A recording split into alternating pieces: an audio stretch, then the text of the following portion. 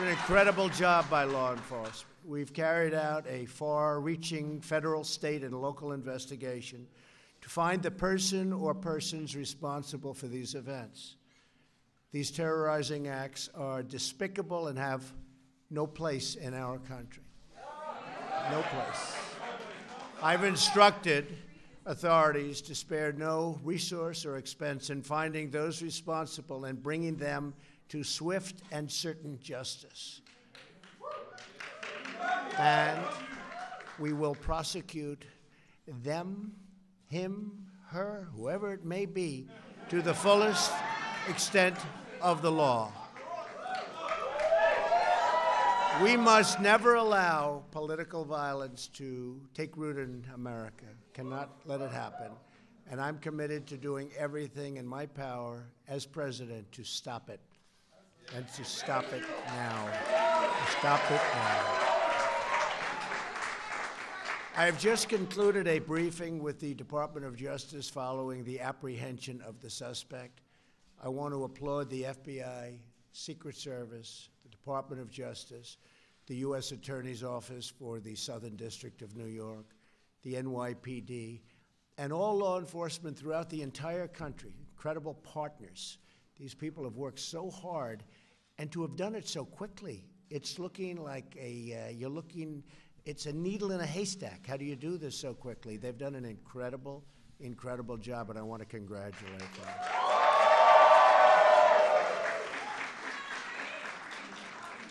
But a bottom line is that Americans must unify, and we must show the world that we are united together in peace and love and harmony as fellow American citizens. There is no country like our country, and every day we are showing the world just how truly great we are. So you are really very special people. I wanted to say that before our little talk.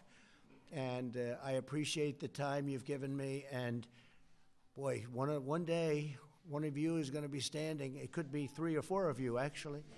But you're going to be standing right here. You're going to be standing right here. I have no doubt. I have no doubt. Who in this room wants to be president someday? So it's an ambitious group. It's an ambitious group. That's great. Anyway, thank you all very much. I really appreciate it. For the media, thank you very much. I thought I'd do that, and we feel very strongly. Again, congratulations to all law enforcement. We have the best in the world, and they just showed it. Thank you very much.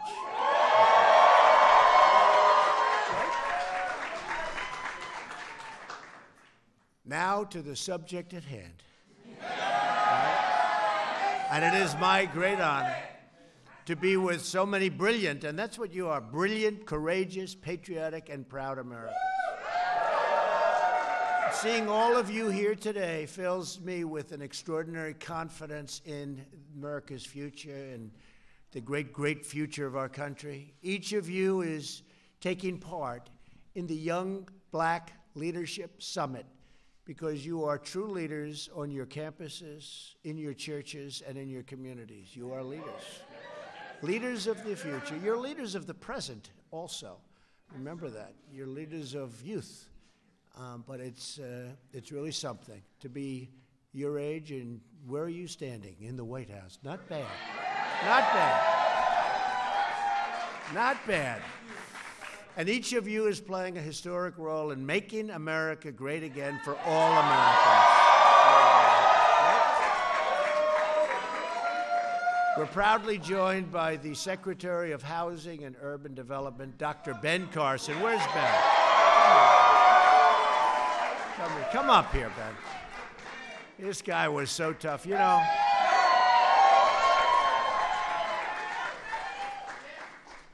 I had to run against him, I want to tell you. He was brutal. He was tough. And he's my friend. He's my friend. It's amazing the way you can respect somebody. You are.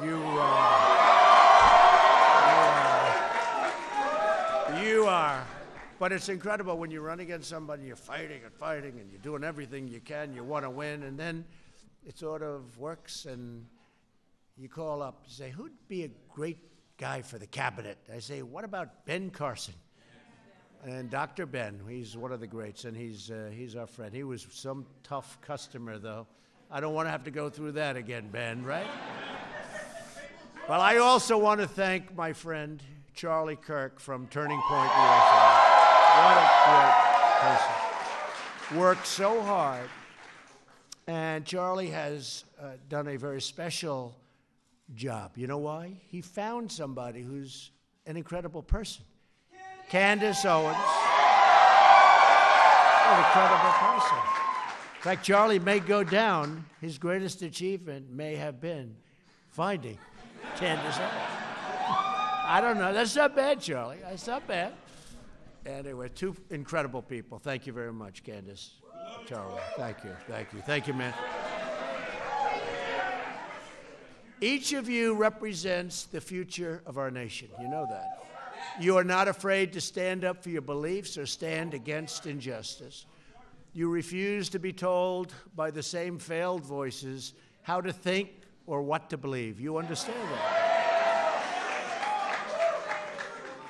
And you see what's happening with our country, how great it is, and how well different groups of people are doing. I mean, nobody would believe this. The Democrats are very nervous, I will tell you. They're, you know, supposed to be automatic. They do nothing for you, and that was supposed to be automatic. Not anymore. Not anymore, right? But you're not intimidated by the forces of political correctness because you embrace your own right to free thought and to free speech. History is fashioned by those like you who step up to the plate and get into the game and get the grand slam home run. I was going to say home run. Let's go for the grand slam home run. Right? That's what you're doing. That's what you're doing, man. That's what you're doing.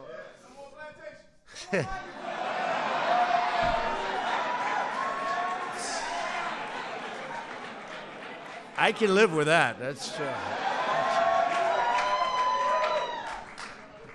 I was never a fan. You know that, right? I don't know. Not everybody's going to understand. I was never a fan. I guess I proved to be right. But you are demanding a better kind of politics in America.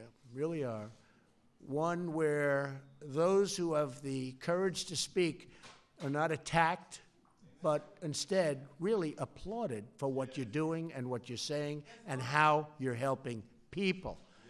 For example, we are grateful to Kanye West. How about Kanye? How about Kanye? I don't know. And, you know, Kanye was very interesting because we get these poll numbers, and a lot of them are fake polls. I call them fake polls. And one of the pollsters comes, Kanye leaves, and Kanye's really a great guy. He's a little different, do we say? He's a little different. But he's a smart guy and a good guy. And Kanye came up, and he hugged me, and he's wearing the Make America Great Again cap, and he said, this cap, I feel like Superman. But he understands he's really something very, very special and interesting, and I see why people like him. But he came up, and a couple of days go by, and the pollsters come in. You know, you're falling asleep. They're giving you the same numbers that they've been for the... Sir, what's happened with the African-American community? I said, I don't know. Tell me, what's happening? I don't know. I wasn't thinking. They said, your numbers have gone up like 26 points, which is unheard of. And so I think Kanye, he may be the most powerful man in all of politics, right? But Jim Brown, you don't know. Most of you are too young. So I think if Jim Brown were playing football today, and, you know, I don't know if, you know, does anybody know what lacrosse is? Lacrosse is a tough game. It's a great game. It's a tough game. He may have been the greatest running back of all time, may have been the greatest football player, Jim Brown. They say he was an even better lacrosse player. You've heard that. See, he's a little bit older. He's half my age. But they say that Jim Brown may have even been a better lacrosse player than he was a football player, if that's possible. In other words, a serious athlete, right? Big Jim. If Jim were playing today, take the highest salary of the NFL and double it. That's how great he was. He would run through them, preferably around them. you know, doesn't need to get slugged, but he would run through them, he'd run around them, he'd run any way you could, but you couldn't stop him. He was something really special, and what a great guy. And he's been there for a long time. He's been with us for a long time. And he sat and he watched Kanye, and I watched Kanye, and Jim's going, man, I've never heard anybody like this. You know, Jim is the strong, silent type, and that's good too. But that was a great day, having the two of them together. Very different, but they both believe in us. They both believe in what we're doing, as do many others, many, many others. Thank you, Mark. Thank you. And many of you have been attacked and called vicious names for being willing to speak out for what we all believe in. The conservative movement, and Candace, you and Charlie and so many, and Ben, by the way, Ben, Dr. Ben has done so much for the movement. People see what's happened. They see what happens to their lives. It's a movement of tolerance and unity and progress, and a lot of people don't understand that, but they're finding it out. They're attacking us because we are speaking the truth, changing people's minds, and proving every day that our policies work and that we are really doing what's right and what's good. And I get attacked also. You get attacked. I get attacked all the time. In fact, I'm just thinking, come to think of it, who gets attacked more than me? Ben, does anybody get attacked? I get attacked. I get attacked. I think maybe more. Maybe more than anybody. I don't know. I can do the greatest thing for our country, and on the networks and on different things, it will show bad. They will take it back. Because fake news. But they will, no matter what. If it's, I won't use examples. And today is just sort of a very special day because we caught somebody that hopefully that'll all pan out to be 100%, but it probably will. But today's a special day for that reason. But you know, we all get attacked, and we're smart, and we understand where they're all coming from. And there's another word that I could just look at these incredible, beautiful, and handsome faces. See, today you're not allowed to use those terms because, you know, they'll say, oh, but you know what? I'll use it anyway. Beautiful, handsome. Well, look at all these handsome faces. I'll use it. Candace, I'll take my chances on that, okay? It's not politically correct. We have to bring that back into the world of being okay, right? Don't you agree? We're gonna bring that back. But I see it. You really understand what's happening. You've got it. You know, you're very special. You've got it. And that's why you're here. And other people aren't. But there's a word. A lot of people are jealous of you. They're very jealous. And jealousy is a very bad thing. It's mean. It's nasty. But people that are jealous, they never make it. You know? They're jealous, they never make it. They'll be looking at you in 20 years, and you'll be at this plateau that they just will be so angry, and it's just... But remember, there's a word called jealous, and you have a lot of people that are very jealous of you and how far you've come and how quickly you've come. So I just want, it's an unfortunate thing, probably will be with us for a while, but that's a word that we have to understand because it's used against us very much. The word jealousy. The worst tendency in our politics is to tell people what they should believe based on their race or religion or color or creed. Right? Such a setback. We reject the politics of division, and we embrace the unity of being American. It's really great. We are one people, one family, and we are one nation saluting one great American flag. And by the way Jim Brown talked about the flag the other day was great. I said, I hope we have that because it was beautiful. What he was saying was just incredible. As well as I've heard anybody say it, I've heard everybody talking different views, different everything about the kneeling or the not kneeling. Jim Brown, the greatest of them all, Jim Brown talked about the American flag, and we have it, and it was incredible. And these folks have it, and I wish they'd put it on because it was incredible. Our agenda of America First belongs to every citizen, and we will put America first. You know, we haven't been doing that, and we've been taking care of countries that don't even vote for us at the United Nations. You know, we give tremendous amounts of aid to countries that don't need it. We take care of military protection for countries that are rich. By the way, they're starting to pay up. They're starting to pay up. If you folks don't mind, they're starting to pay up. Beautiful.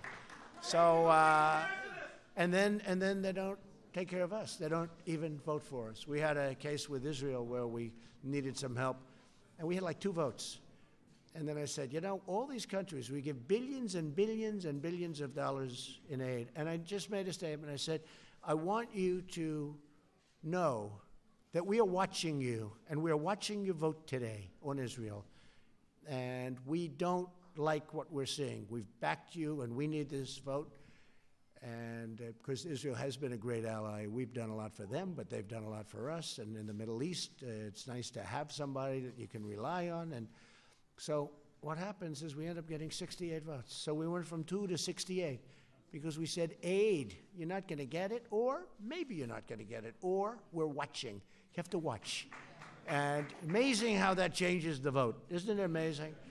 But whether you're African American or Hispanic American or any American, really any American at all, you have the right to live in a country that puts your needs first. So we're so grateful. Because people said, I mean, I heard this one a couple of weeks ago. I said, give me a break. They said, America first. That could be racist. I said, racist? Racist. Why is that racist? Here we are. I think does everybody in this room agree? You're living in America. America first, right? You're here. Racist.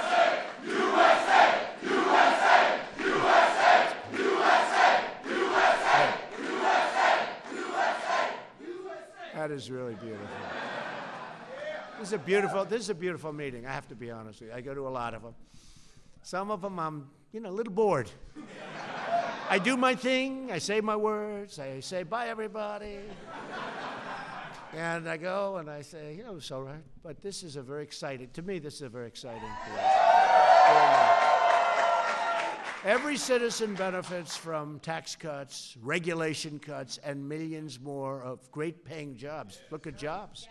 Every citizen benefits from lower crime, safer communities, and school choice.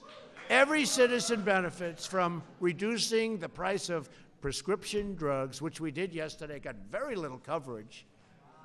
I was told by a very prominent, actually congressman, I must say, a few of them, one was a Democrat, very strong, said the reduction of drug prices is more important than health care. And we're doing great on health care, but I've always wanted, it's been really a thing, and we set it up so it's so good, and we had a big, big announcement yesterday, and we are reducing drug prices tremendously.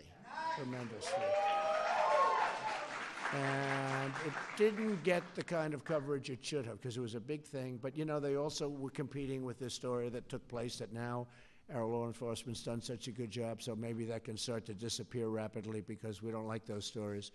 But we're going to be reducing the prices of drugs and lowering the cost of health care very, very significantly. You're seeing that, and a lot of people are seeing it already. So it's a big thing. Thank you. Every citizen benefits when we stop foreign countries from cheating our workers. That's what they've been doing, They're called globalists. They like the globe. I like the globe, too. But we have to take care of our people. We have to. Globalists. Come on. By demanding trade, and when we have trade deals, we have to make good trade deals for our country. So when I took office, trade, we lost $807 billion that year on trade. Think of it. $807 billion. Nobody even knows what it is. What does that mean? It's so much. It's like, what does it mean? If you said you lost 12 million, we lost $807 billion. We want our trade with other countries to be fair and reciprocal. The reciprocal is very important because we have other countries charging us tariffs of 100% and more, and we don't charge them anything. And now we're charging them, folks. Now we're charging. It's going to be, you're seeing a big difference. And every citizen benefits when we have a strong, beautiful border.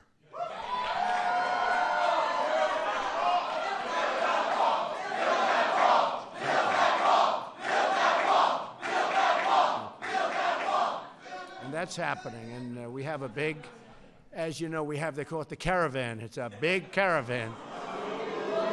And I called up the military. This is the military, greatest military in the world. I called up the military. We're not letting them in. They ought to go back now because we're not. Now, do we want them to apply and come in legally? Absolutely, yes. And millions of people are right now waiting, and they've been working this process for, in some cases, 10 years, and they're almost ready to come in. And then they look on television and they see people just walking in. Not going to happen. It's not going to happen. And we also want people to come in on merit. We need people to help us with all the companies that are moving back to the United States. We have tremendous amounts of companies moving back in. We want people to come in on merit, not people that come in and have no chance of ever loving our country, loving our people. We want people to come in and help us with those companies, because the companies really, we have the lowest employment rate we've had in 50 years. We want to be able to get great people to help those companies. But we have tremendous opportunities, tremendous, big, powerful, beautiful companies moving in and coming back. And when you were a little bit younger, like maybe, well, for a long time, I could say this. I could actually go, how about 2 years ago? Companies were moving out like you wouldn't believe, and now they're moving back in, and they're all moving back in. Illegal immigration has been especially harmful to African American communities and also to Hispanic American communities by depressing wages and replacing workers. That's been happening, and it's been very unfair. All Americans have the right to have their laws enforced and their borders protected. We don't have borders. We don't have a country. For decades, right? For decades, policies advanced by Democrats have eliminated opportunity and wiped out good-paying jobs and even great-paying jobs for the black community. You know that. Think of it. Their policies are absolutely adverse to the black community. When I ran for president, I asked black Americans to give me a chance with your vote by saying, what the hell do you have to lose? Remember? Ben remembers that. No, I'm making a speech, and I literally had like 20 points about how badly black Americans are being treated, African Americans are being treated, and it was point after point. Highest crime rate, highest this, worst household ownership, worst age. I'm reading these points. I'm reading them. And I had never seen them before. They were so bad. The crime was horrible in the African-American communities. So I'm reading these points. Every one of them is run by the Democrats, every one of those communities. Every one. So I'm reading it, crime, the worst education, worst median income, everything, just point after point. Highest employment rate in the whole country by far. By the way, African-American youth, unemployment rate like 58%, 58%. So I'm reading these numbers, and I just looked up. I say, vote for me. What the hell do you have to lose? Now, I'm going to be honest with you. So I finished the speech, and I got a big applause. But I finished the speech, I walked back, and my people told me, sir. I said, what? You shouldn't have said that. That's disrespectful. I said, what's disrespectful? What the hell do you have to lose? I said, what's disrespectful?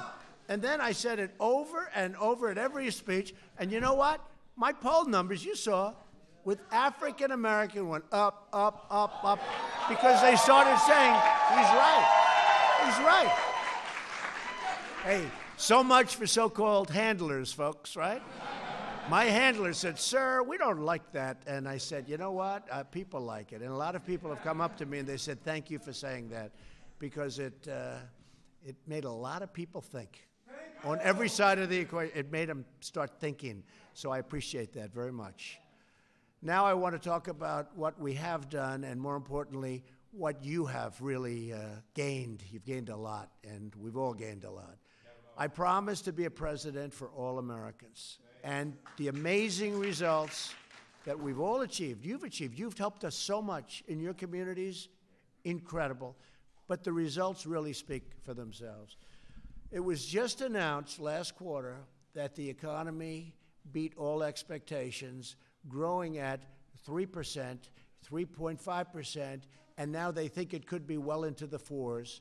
They just announced an estimate of 3.5, and these are numbers that were not even thought about. In fact, if during the process of going against in the primaries, and Ben, you understand this, if I would have ever said 3.5 or 4%, last quarter was 4.2%, it was 4.1, they elevated it to 4.2, people would have said that is the most dishonest statement for somebody to say that. So 3.5.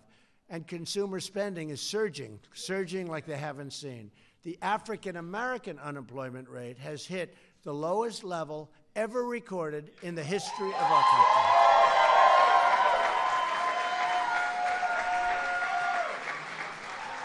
And that took a big, beautiful, I mean, the change has been so incredible just in the 2 years. But think of that, that's in history, That's a tough soundbite for my opponent when we run, whoever that opponent's going to be. By the way, African-American unemployment is lowest in history. I don't know how you beat that soundbite.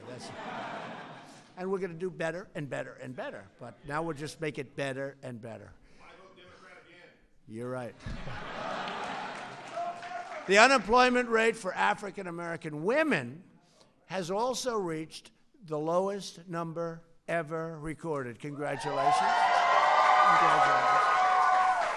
African-American youth unemployment, which was really in terrible shape, those numbers, is the lowest level ever recorded, history. The African-American poverty rate is now at its lowest level in history. So the poverty rate is at the lowest level. I think this is awfully tough for the Democrats to debate. Let's say we're debating, and I throw a couple of these numbers. How do they get us, right? How do they get us? Candace, this is a tough number to beat, right? Businesses owned by African-American and Hispanic women are growing at a faster rate than any other kind of business or business-type ownership. Think of that. African-American women, entrepreneurs. That's fantastic. That's a great number right there. Think of it, growing faster than any other business or business group. But it's called winning, right? Winning, yes, I got it. But we still have a lot to do. The Democrats' policies, and you notice I never say the Democratic, party. You know, the word is Democrat. But when you say Democratic, it's much nicer sounding, right? They should change their name, actually, but I'm not going to tell them that. I don't want to see all those cameras. I don't want to tell them that. But they say the Democratic Party. It's not that. It's called the Democrat Party. Doesn't sound good, right? I hate it. I hate to say it. You know, you're making a speech, and then you say the Democrat Party, and a lot of people say, oh, it should be the Democrat, because it sounds so much better. They should actually change the name. I'm giving them free advice. Change the name, because we'll still beat them. Their policies are no good, so it doesn't matter, right? But Democrat policies have led to unsafe communities, failing schools, over-incarceration, which is a big thing that Jared Kushner is working on. There's Jared. Look at Jared. Hi, Jared. He talks about that, the prisoners, and they get out and they couldn't get jobs now. You know, it's one stat that I wasn't going to even mention today. It wasn't part of it, but we're very proud. Jared Kushner has worked so hard on this, and beyond anything you can believe. Maybe he feels more strongly about this than any other thing you're working on. He's working on some very exciting things. But now, for the first time ever, think of this, prisoners, because the economy is so strong, for the first time, prisoners are getting jobs. And you know what's happening? They're getting a second chance. And I think, frankly, the African-American community, it's not a point I ever bring up because, you know, you don't associate it with anything, but except for the prisoners themselves. But the African-American community, appreciates that maybe more than anything we've done. And maybe I should start bringing it up. What has happened is the economy is now so strong that people are hiring people that got out of prison, giving them a second chance, and giving them a third chance, really, and giving them a lot of chances in some cases. But I'll tell you what, I've spoken to friends of mine who would have never, it wasn't even on their radar. And now they're hiring people getting out of prison. And one of my friends said, you wouldn't believe it. They're like incredible. They're incredible. And I don't mean everyone, because there's no, even in this room, we probably have a couple of bad ones, right? What do you think? Are there any bad ones, huh? No bad ones? But, you know, some of them won't work out, right? Some of them won't work out. But I'm hearing from people that it's incredible how good they are. And they are really, the employers are really appreciated by the people that come out because they've given them that chance. This one friend is beyond. He's doing it more and more and more, and he's had tremendous success. Now, that's a little artificial because it's done because the economy is so good it's hard to get people, but we've started a whole trend because not only are they getting the people, but they're doing a fantastic job. So I'm so honored by that. It's something nobody talks about. And to a certain extent, it's because of the economy. But now it's going to carry over beyond the economy. And it's really something we should all be proud of that one. Too many black Americans are trapped in failing communities. We understand that. And I talk about this. In the past, the black community has been promised everything from the Democrats, by the Democrats, and they've gotten nothing. They've gotten nothing. And there's been no incentive. You know, incentive is an important word. There's, like, you have an incentive to be great. You know, you see the incentive. You feel it. Like just being in the room today. There's no incentive. It's like you're giving, but ultimately that becomes a trap. It's all a big trap. While the Democrat Party, see, Democrat, is obsessed with resistance, we are focused on results. We want results. That's what we want. And where the Democrat Party has failed, Republicans have delivered, and we have really delivered big. And, you know, I've only had, it's not even 2 years. It's actually not even that close to 2 years. It would be January 20th, so we have a long way to go.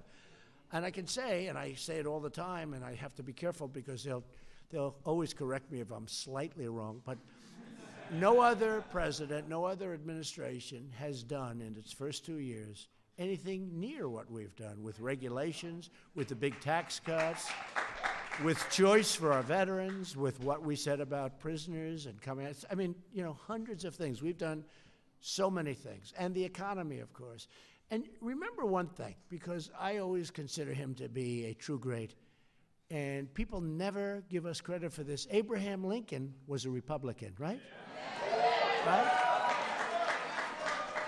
I was having arguments with people. We were talking about what the Republicans were doing, and I don't know. I wasn't probably on my game, and I wasn't doing so well, and I just blurted out. And I said it's strong. I said, but Abraham Lincoln was a Republican, and I won the argument. I just said that. Abraham, Honest Abe. I wonder if he was really that honest, but you know what? Let's assume Honest Abe was Honest Abe. But he was a Republican. Your leadership helps our entire country see that the Republican Party is growing, and it's true. It's becoming a vibrant party because of you, and youth all over, but because of you.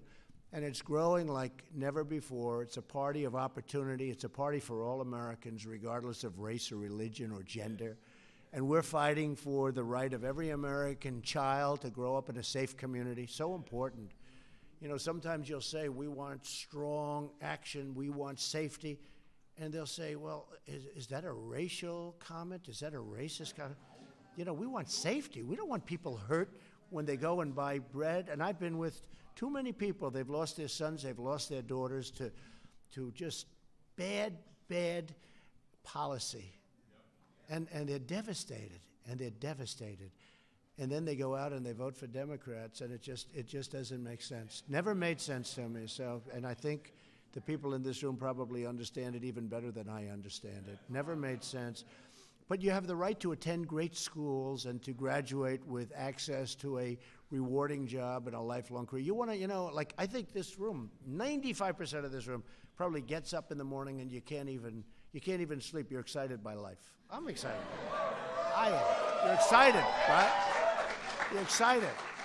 But, you know, and it's true. You want to, and you want that. You want to run to your job if you like your job. By the way, if you don't like your job, if you don't like what you get something else. The nice thing is, see, now you have the choice.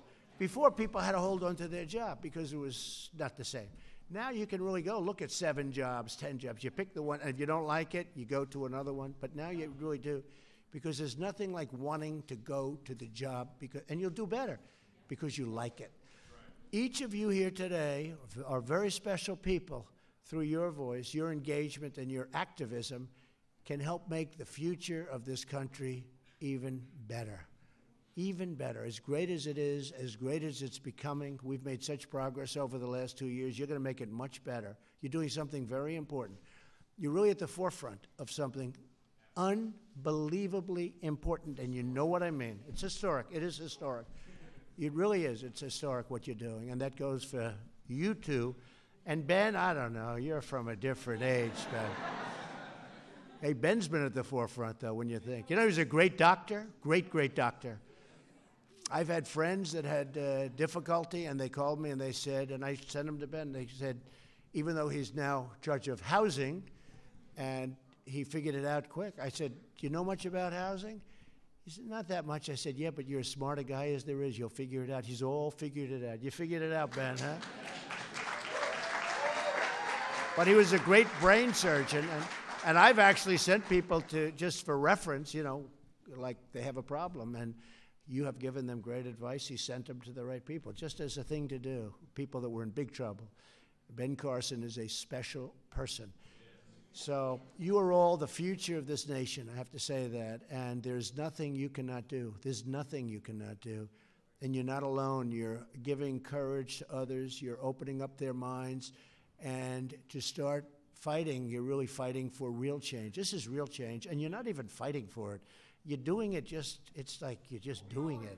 We don't even have to fight for it. Once you're on the right path, you don't have to fight for it. You're just doing it. It's just happening. And it's happening, again, because you love what you're doing. You see it. You have well, thank you. And you have a clear, and I love you too. But you have a clear vision. You know, it's a clear vision. When you do that, you don't even have to fight. But if you meet every day with optimism, I say it all the time, if you confront every obstacle with determination, never quit. Do we have any quitters in this room? Anybody quit? Not one hand. You're raising your head. You don't look like a quitter. This is waving to me, not. Thank you. If you face every challenge with confidence and pride, really like Candace has done. I mean, I saw Candace originally with Kanye again. This Kanye is something, right? But just unrelated.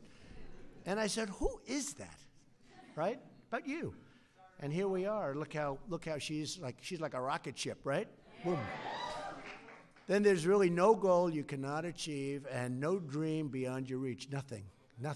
And you will. There will be people in this audience, I really believe that will be standing here someday. So do what you love, look out for your neighbors, care for your fellow citizens, and always keep the courage of your convictions. And you've got that courage. Never, ever stop fighting. Always do something you believe in, but never, ever quit. Never, ever give up. You know, I know a lot of people over the years, and I went to a great school, business school. The Wharton School of Finance, a great school, one of the really great schools. And we graduated, and I watched the smartest and the less smart. They were all smart, but they were a little less smart. And some of the really great geniuses, they didn't make it nearly as big as others because they didn't know how to win. They didn't fight as hard. They tended to quit a little bit sooner. Never, ever give up. Never. It's the biggest thing. Never quit. Make sure your vision's right. Your vision is right. Make sure, no, it is right. I mean, other people have a wrong vision. Never going to happen. They're never going to make it. I can tell you right now that the forces are too strong. They're never going to make it. Your vision's incredible. But never give up. Never. I've seen so many people, such talent, great geniuses. They don't have that little extra kick. You see it in sports all the time. That's the great thing about sports, the metaphors. You see it where somebody's this great champion, and you don't know why is that person just better than others, because it's this, the heart. It's the heart. So you're Americans, and the future belongs to you. You're great Americans, and I have to say it's my honor to have all of you at the White House. It's a very special place. Think of it. Started in really about 1792. Now, that's old, but you know, when I left China, I said, man, they consider this a modern building, right? I was with President Xi, because we're making a very good trade thing. They want to make a deal so badly. And I said, you're not ready yet. No, you're not ready. No, I told them you're not ready yet. I did say that. They've never heard that before, but I said, you know. But, you know, when they see a building that's, you know, a 1790 type version building, what they say to themselves, you know, that's like a new building. So, but for this country, this is in 1790. If you remember number 6, I'm 45, number 6, President number 6, you know who that was? President number 6 was the first occupant of the White House, but the history here is incredible. And anybody to make it to the White House at your age, most of you are so young, it's incredible. You are really on an incredible path. I just want to thank you all for being here. It's my honor, and God bless you all, and we're with you. Thank you. Thank you. Thank you, everybody.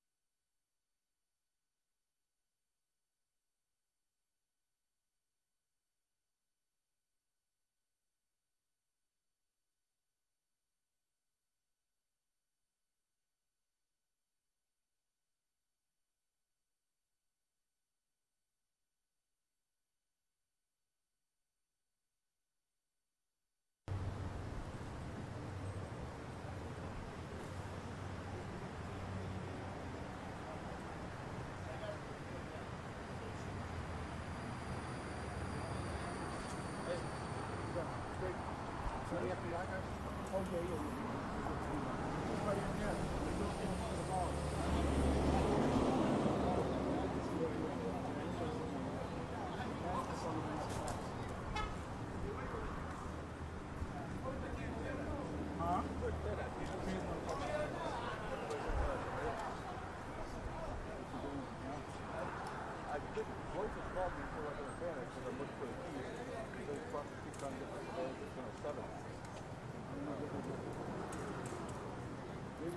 I got my truck from here, they went over there and back and one of the buildings over there. So I don't know if the buildings were down.